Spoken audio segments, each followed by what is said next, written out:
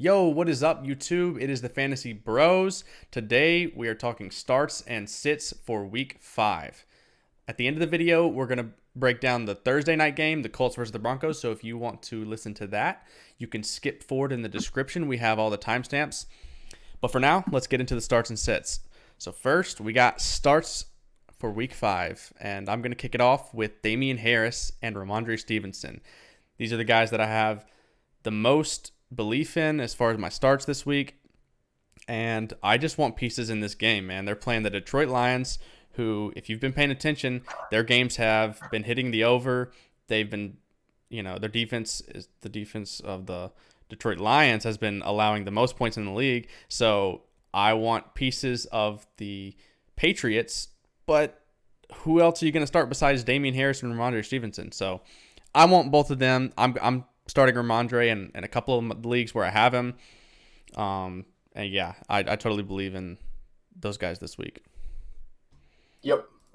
Lions, they are the number one scoring offense and the dead last in most points given up on defense. Yep. So you want to play everybody in that game you can.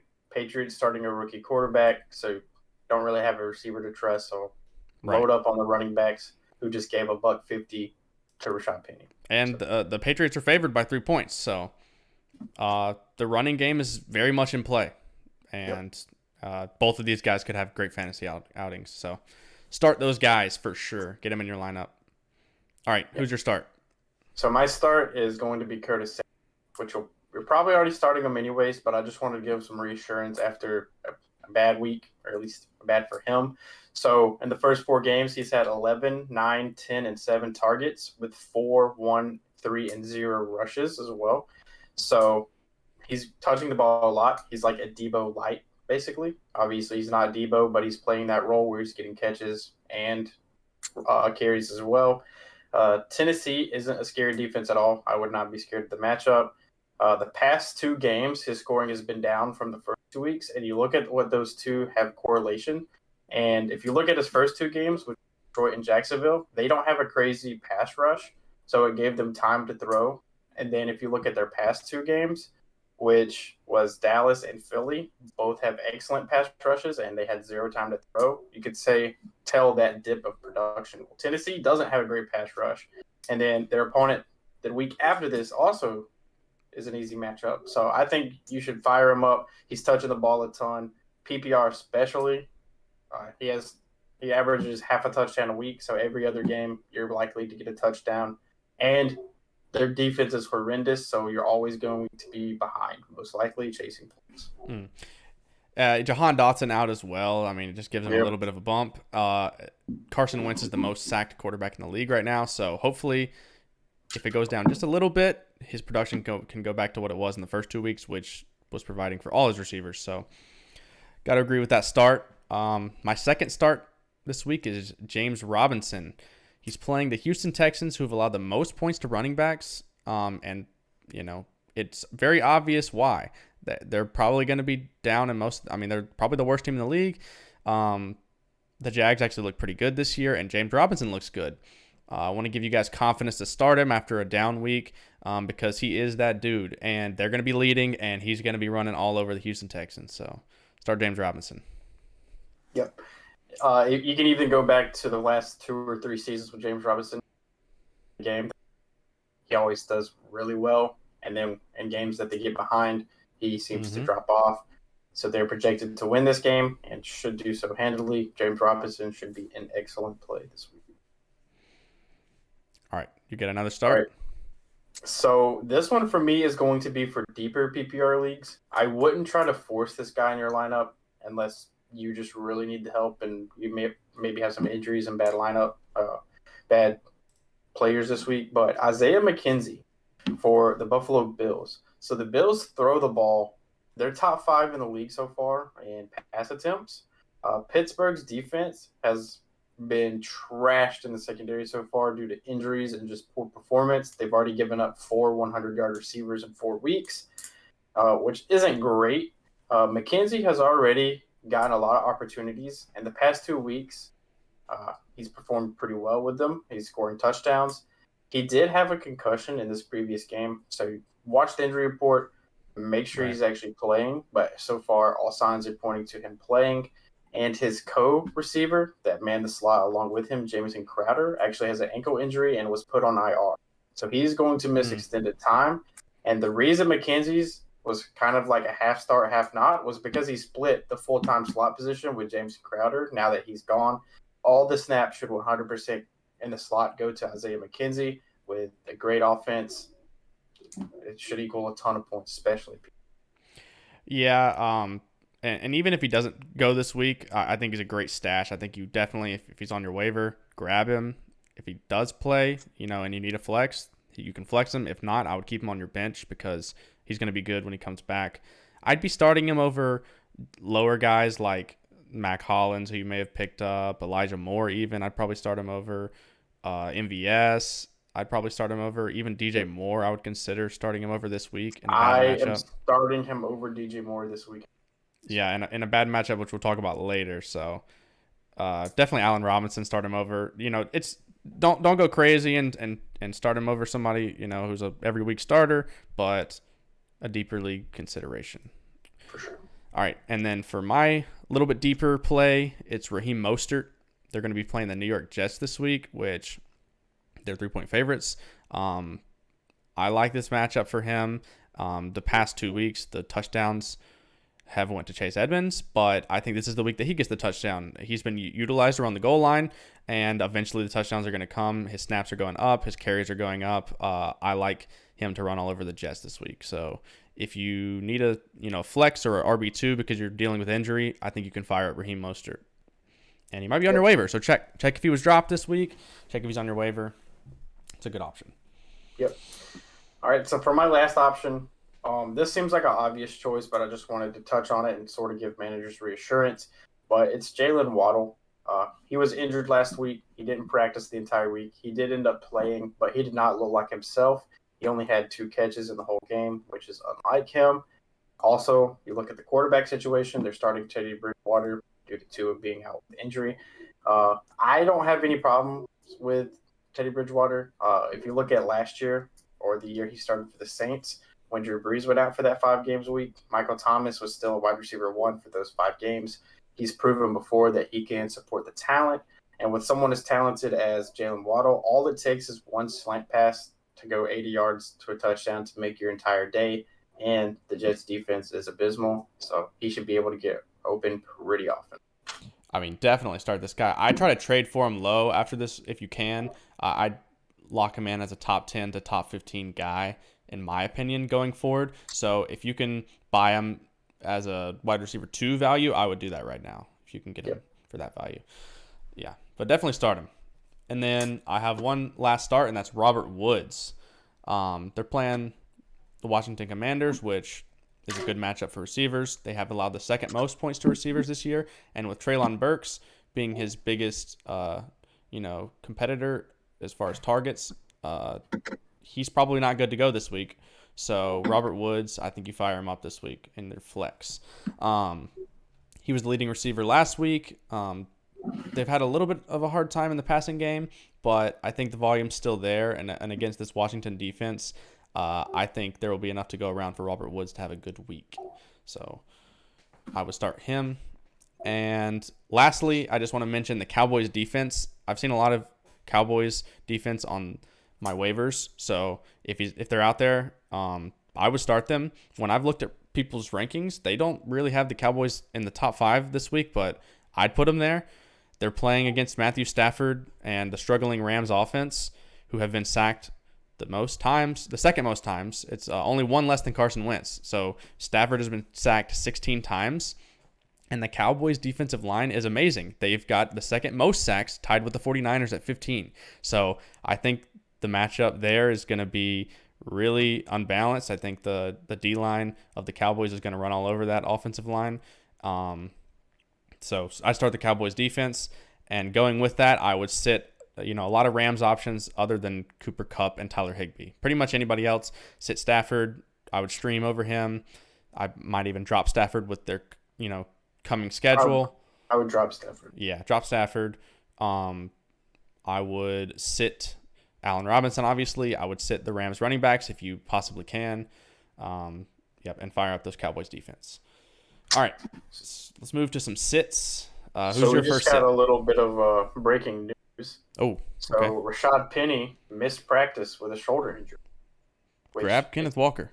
it's only Wednesday, so typically you don't worry about it. With a guy that has as long of an injury history as Rashaad Penny does, you can't take any injury lightly, especially after he just touched the ball 20 plus.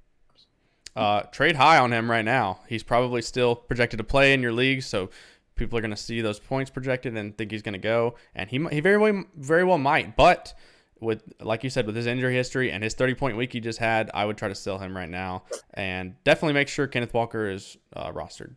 Yeah, if you follow us on our TikTok, which we can link below in the description, I went over some buy and sells this week, and Rashaad Penny was a sell high that I listed in that video. Yep. Yeah, so go follow our TikTok. We'll link it in the description. But let's get on to the sits. Who do you have for sits this week? So I really only have one sit. I feel like this week's fairly obvious to determine who's a good sit and who's not, just based on current play. But my sit is going to be Dalton Schultz. I know tight end landscape is pretty off, and it's hard to sit someone of that name. But his last 3 weeks have been absolutely awful. Obviously, the game he got hurt in, he had 2 points. Then he missed a game. And then last week, he goosed. He had 3 targets, didn't catch any of them. So the injury he has is a PCL and meniscus injury. You can play through those, but typically it does hinder your play, as we've seen in the past with other people who had the same injury. Also, with the Cowboys' offensive line being banged up, he has been more of a blocker and not running as many routes as he used to. Typically, you would see him getting 8 or so targets whenever they're healthy. He's only been getting 3 or 2 so that's not a lot of opportunities, and an offense that's projected to be slightly worse due to Dak being out. I would just look for other options. If you can Everett or Conklin on the waiver, I mean, I would even start Kyle Pitts over, which if you have Kyle Pitts, you know how crazy that sounds. Right. Yeah, I'm going to try to sit him this week. I've seen some fantasy doctors analyze the PCL injury that he has, and I know every PCL tear is different. So what I've heard from his specific injury is that for the 2 to 3 weeks after he was injured, they expected, reduced output when he's on the field. So it's going to hinder his performance on the field. I think he's still in that time frame. So I definitely want to sit him. I think if you can, hold him until Dak gets back. I think he's going to be a fine start. But for now, yeah, I'm sitting him for Gerald Everett in a league. So I agree with that sit. My sit for the week is going to be the Falcons running backs. Now, if you desperately need a running back and you lost Javonte, you lost Cordero, and you need to start Tyler Allgeier, I'm okay with that. But I would prefer to take a wait-and-see approach on these Falcons running backs. They're playing the Tampa Bay Buccaneers this week, which is, I think it has a chance to absolutely shut their offense down and just make it completely immobile. We had 7 completed passes last week from Marcus Mariota, which was horrible. So, I mean, if you can get away from these other Falcons options, I would try to pivot away from those as well. If you need to start Allgeier, the good news is that their offensive line is actually doing really well at run blocking. I think they're top 5 right now as far as run blocking efficiency and yards before contact at the line, which it means that the running backs will have an opportunity. But these guys have not proven themselves to be as good as Cordero yet, so I wouldn't expect that kind of output, and they're going to be splitting the workload. So I want to wait and see before I start them if possible. But I had to pick one. It's Allgeier. I'm going to take the same approach to Mike Boone and Latavius Murray this week. I think you can start Melvin Gordon, but I definitely want to wait on Mike Boone and Latavius Murray. I think they should be rostered, but I'm not starting them this week at all. I would prefer both Falcons guys over them, so sit on those Broncos. The final sit I have is DJ Moore. We hinted at it earlier. They are playing the San Francisco 49ers, who just shut down the Rams passing offense for the most part.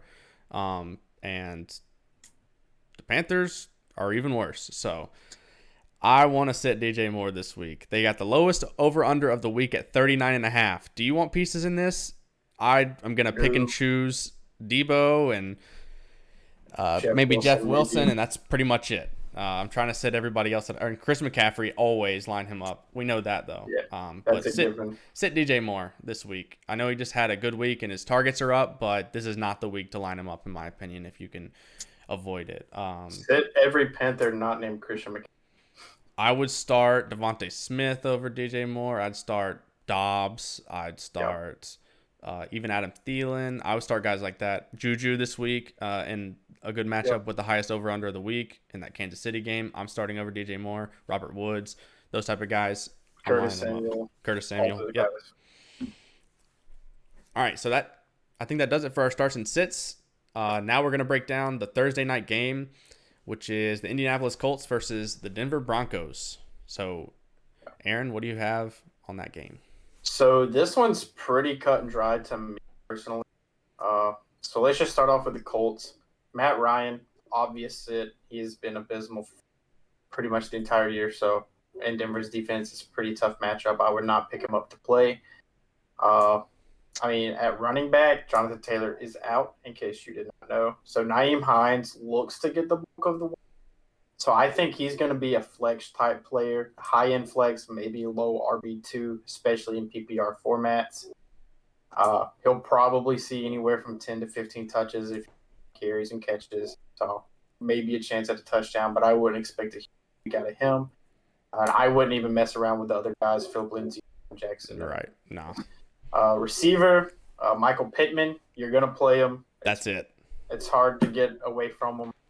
I would temper expectations a little bit because he will be most likely shadowed by Patrick Surtain, who's coming into his own in the league and looks to be a corner.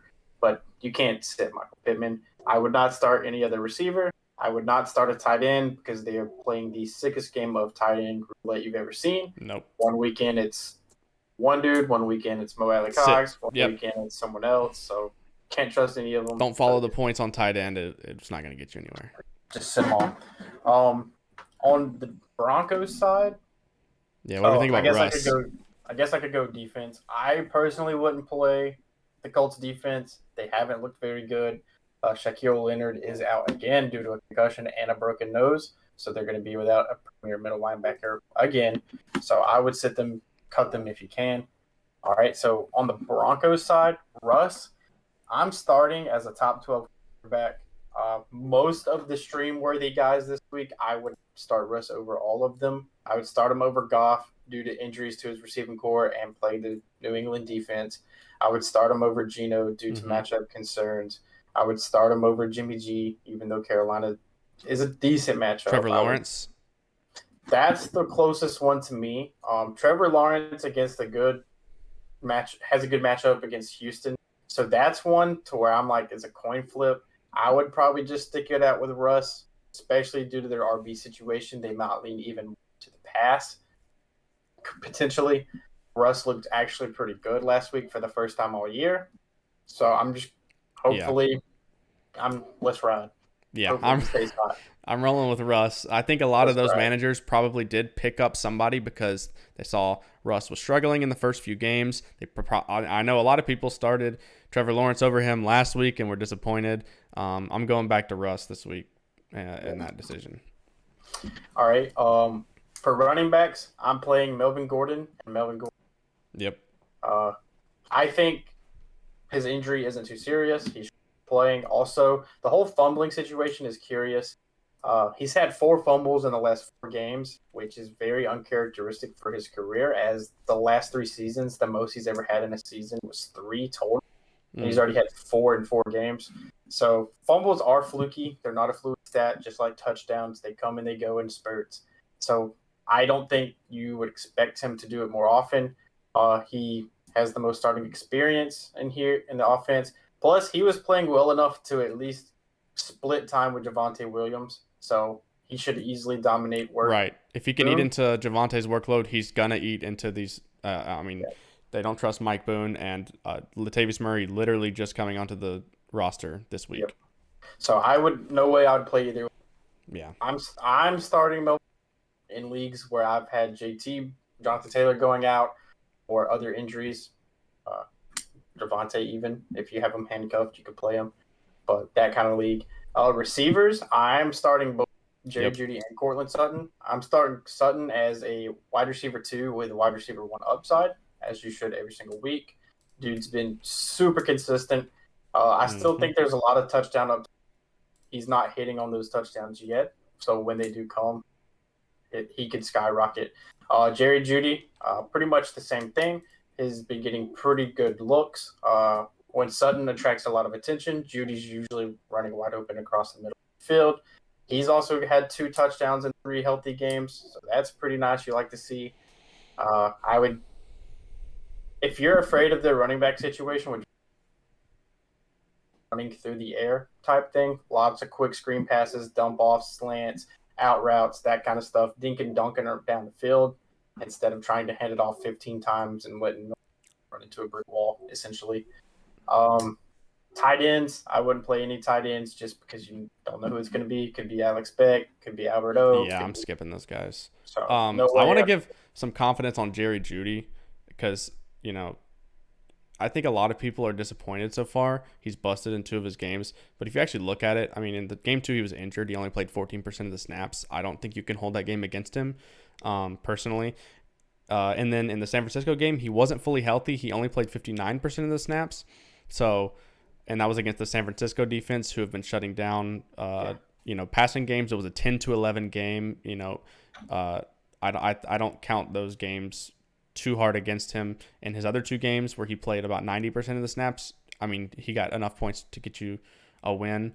So I'm rolling him out until I see otherwise. Yeah, I got full confidence in both Sutton and Jerry Jeudy this week. Yeah. I struggle to find many rosters that wouldn't be starting Jerry Jeudy. There's some that's absolutely loaded with some receivers that wouldn't, but for the most part, he's locked in your lineup. Tight ends, I wouldn't play any of them. Defense, I would 100% play Denver's defense this week, especially with no Jonathan Taylor. Yep. That makes them pretty one-dimensional, and I imagine they're just going to target Mark Pittman a lot, which may or may not work for him, but we'll see. So start Denver's defense, and that's pretty much all I got for. It's pretty cut and dry if you're starting it or not. All right, well, that's the Thursday night football game preview. Thank you guys for tuning in. If you enjoyed the content here, please feel free to subscribe. It's free, so just help us out. I mean, we're a growing fantasy football channel, and we post videos every week. So if you like what you saw, please subscribe, ring the bell for notifications, and we'll see you guys in the next one.